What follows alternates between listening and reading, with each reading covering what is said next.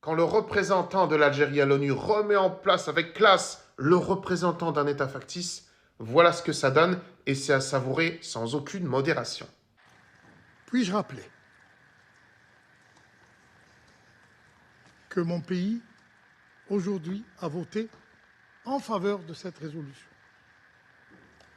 Mais puis-je rappeler aussi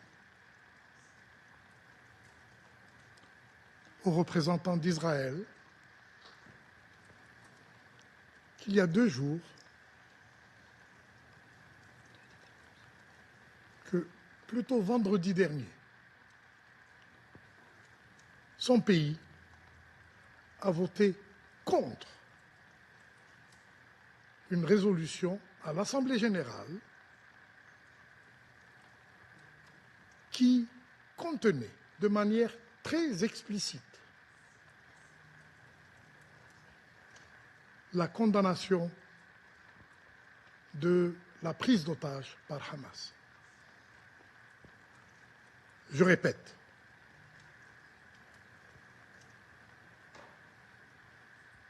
le monde, l'humanité tout entière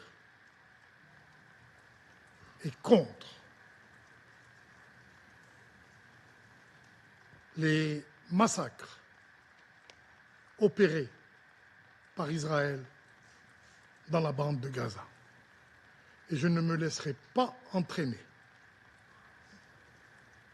dans un débat qui vise à occulter l'attention de l'humanité entière sur le génocide, je répète, le génocide qui est en train de se réaliser à Gaza. Je vous remercie.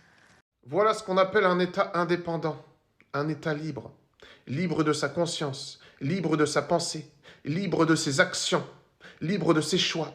L'Algérie, tout simplement.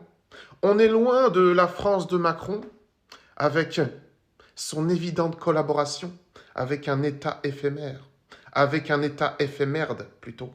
Et pendant que l'Algérie réaffirme sa position en faveur de la fin du génocide, eh bien on a un Macron qui abaisse son froc, qui se couche de nouveau devant le gouvernement illégitime d'un État factice, en affirmant que oui, il va collaborer avec le Premier ministre sioniste, avec le gouvernement illégitime, le gouvernement génocidaire, qui, faut le rappeler encore, a un chef qui est sous mandat d'arrêt international. Mais la France veut collaborer.